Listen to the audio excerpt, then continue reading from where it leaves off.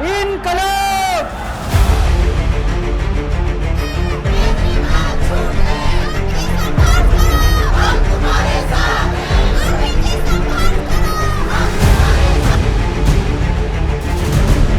Action, emotion और question. Jantar Mantar पर नीले और पीले ध्वज फहरा रहे थे। सामने सैकड़ों कार्यकर्ता थे और मंच से अरविंद केजरीवाल वक्त के पन्नों को टटोलते हुए आने वाले सियासी दौर की लकीर तैयार कर रहे थे।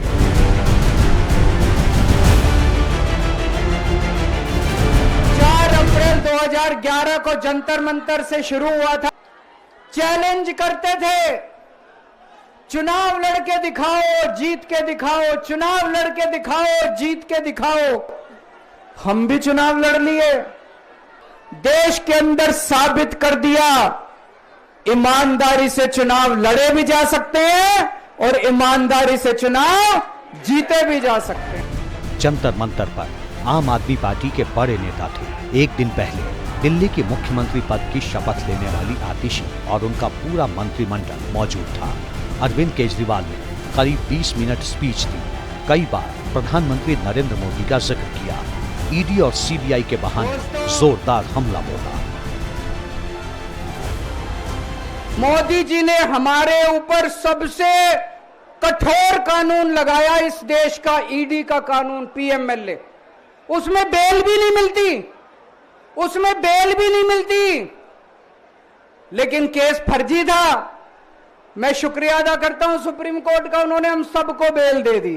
मैं दाग के साथ नहीं जी सकता, दाग के साथ काम करना तो दूर की बात है, मैं इस दाग के साथ मैं जी भी नहीं सकता, मैं जिंदा भी नहीं रह सकता।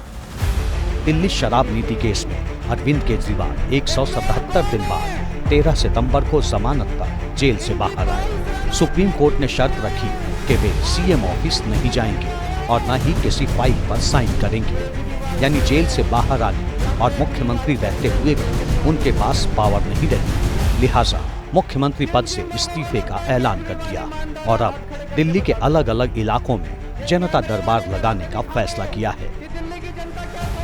सवाल ये है कि इसका मकसद क्या है?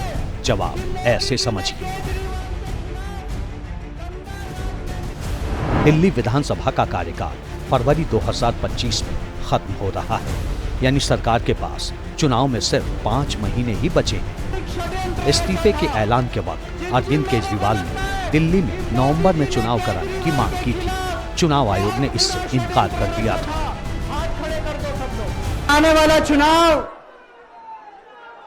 मामूली चुनाव नहीं है, यह दिल्ली का आने वाला चुनाव केजरीवाल की अग्नि परीक्षा है। अगर आपको लगता है केजरीवाल ईमानदार है तो केजरीवाल को वोट देना, अगर आपको लगता है केजरीवाल बेईमान है, मुझे कतई वोट मत देना। ये झाड़ू अब चुनाव चिन्ह नहीं है, ये झाड़ू चुनाव चिन्ह नहीं है आम आदमी पार्टी का, ये झाड़ू आस्था का प्रतीक है। जब एक आदमी वोट डालने जाता है और झाड़ू का बटन दबाता है तो अपनी आंख बंद करके पहले भगवान का नाम लेता है। केजरीवाल कोर्ट की शर्तों में बंधे हैं। जेल से छूटने के बाद केजरीवाल के साथ सहानुभूति है। वक्त से पहले दिल्ली में चुनाव की मांग कर केजरीवाल इसे भुनाना चाहते हैं। चुनावी मोड में आ चुके हैं, लिहाजा बीजेपी ने भी मोर्चा संभाला। जंतर मंतर के करीब ही केजरीवाल के खिलाफ अनोखा प्रदर्शन किया। लगा दी गई है बीजेपी की तरफ से। केजरीवाल का वो बंगला, उसका यहाँ मॉडल लगाया गया है। अंदर जो कुछ भी मुमकिन कमरा हो सकता है, चाहे डाइनिंग एरिया हो, ड्राइंग रूम हो, मास्टर बेडरूम हो, एक्स्ट्रा बेडरूम हो, उन सभी चीजों की बड़ी बड़ी तस्वीरें लगाई गई हैं। यहाँ पर दिल्ली बीजेपी के युवा मोर्चा के कार्यकर्ता यहाँ पर हैं। मोर्चा और संगठन के कुछ लोग यहाँ पहुंचे हैं जो धरने पर बैठ गए हैं। साफ है कि दिल्ली में चुनाव में भले अभी वक्त हो, लेकिन आम आदमी पार्टी के साथ बीजेपी भी एक्टिव हो चुकी है।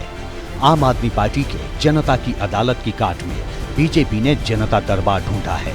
हर शनिवार को दिल्ली बीजेपी के ऑफिस में केंद्रीय मंत्री हर्ष मल्होत्रा के साथ बीजेपी के एक सांसद जनता दरबार में आएंगे और लोगों की समस्याएं सुनेंगे।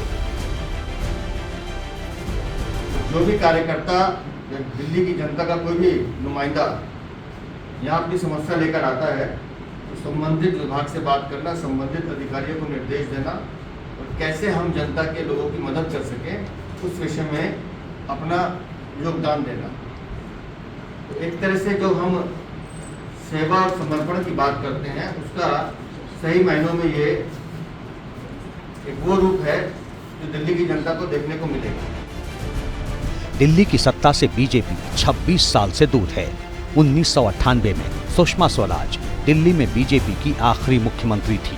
केंद्र में तीसरी बार सरकार बनाने और लगातार तीनों बार 7 सीट जीतने के बावजूद बीजेपी को दिल्ली के विधानसभा चुनाव में अभी तक सफलता नहीं मिली है।